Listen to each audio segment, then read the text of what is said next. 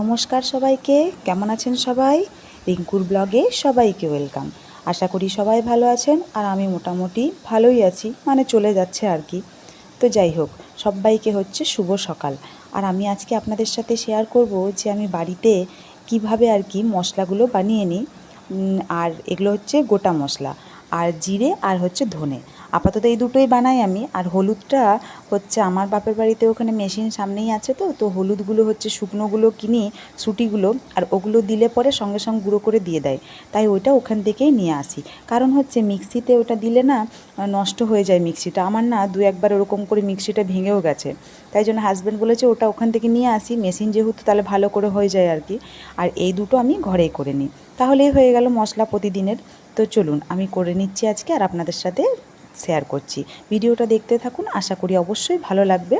আর কি বলে, যে ধনেটা আমি হচ্ছে প্রথমেই কুলোতে ঢেলে পরে একটু পাছুড়ে নেব, কারণ হচ্ছে প্রথম ময়লাগুলো থাকে, তো মানে হচ্ছে একটু কুটো কুটো থাকে, কাঠির মতন থাকে, ওগুলো সব বেরিয়ে যাবে, পরিষ্কার হয়ে যাবে। সেই জন্য দুটোই আমি জিরে ধনে প্রথমে পাছুড়ে নেব, তারপরে একে একে মিক্সিতে করে গুঁড়ো করে নেব।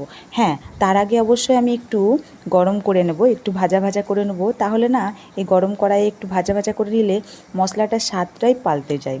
মানে এরকম যদি কাঁচার থেকে এরকম যদি একটু ভেজে করা যায়, এত সুন্দর গন্ধটা ওঠে না, পুরো ভাজা মশলার মতন। তরকারিতে দিলেও না একটা খুব আলাদা রকমের সেন্ট ওঠে, যেটা কিন্তু বাজারের প্যাকেট মশলা বা গুঁড়ো মশলা কিনে আনলে সেটাতে আমরা পাই না। আর এটা অবশ্যই খাওয়াও ভালো। তো যাই হোক, পারি বলে এখন করে নিই আপাতত, জানি না কতদিন করতে পারবো, বলা তো যায় না। সেই জন্য যতক্ষণ পারি সময় পাই অবশ্যই মানে করে চেষ্টা করি আর কি। আর ঘরের কাজগুলো এরকম করে করিয়ে গুছিয়ে রাখলে আমার খুবই সুবিধা মনে হয়। প্রতিদিন তো করা হয় না সব কিছু কাজ, তাই আমার মতন মানে যেদিন আমি সময় পাই, কারণ ডিউটি থাকে, যেদিন ছুটি পাই বা যেদিন সময় পাই, আর আগের থেকে তো বুঝতেই পারি যে মশলাটা শেষ হবে এবারে, সেই রকম একটা দিনক্ষণ দেখে সময় বুঝে করে রাখি। আজকে যেমন পুরো দিনটা ছুটি আছে, তাই ভাবলাম আজকে রান্না পরে হবে, আজকে সকালে আগে মশলাগুলো তৈরি করে নিই, কারণ মশলাগুলো প্রায় শেষই হয়ে গেছে, এর আর কয়েকদিন যাবে মাত্র, তাই ভাবলাম তৈরিটা করেই নিই। তাই সেগুলো আর কি মশলাগুলো আর কি ছোট্ট ডিবাতে ঢেলে নিলাম, তারপরে এগুলো তৈরি করে নিলাম। আর এই যে হয়ে গেছে, ধনেটা মোটামুটি ভাজা ভাজা হয়ে গেছে, একটা সুন্দর গন্ধও উঠবে।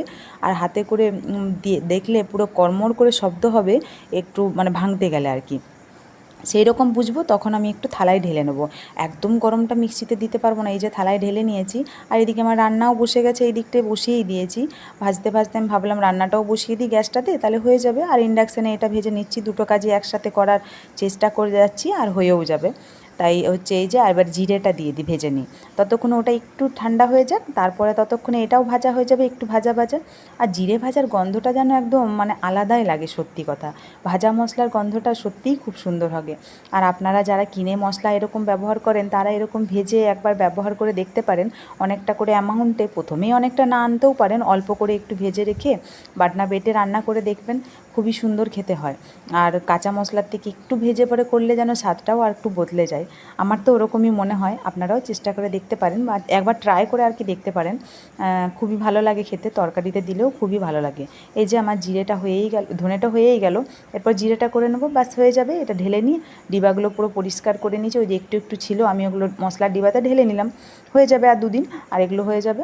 আর এরপরে হচ্ছে এই যে পুরো মিহি মানে একদম মিহি হচ্ছে না, আমার হচ্ছে না এরকম নয়, বেশ সুন্দরই হয়। মানে মিক্সিতে ভালো করে গুঁটা করলে খুব একদম মিহি হয়ে যায়, কোনো অসুবিধা হয় না। দেখুন এই যে ধনেটাও হয়ে গেল, আর কি জিরেটাও হয়ে গেল, আর হচ্ছে কি সুন্দর একটা গন্ধ, এই যে বাটা মানে গুঁড়ো হচ্ছে না, এই গন্ধটা একদম সত্যিই খুব সুন্দর।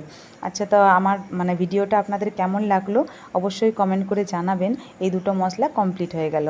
তো আমার ভিডিওটা দেখার জন্য অসংখ্য অসংখ্য ধন্যবাদ সবাইকে। আর সবাই সবসময় সুস্থ থাকবেন, ভালো থাকবেন।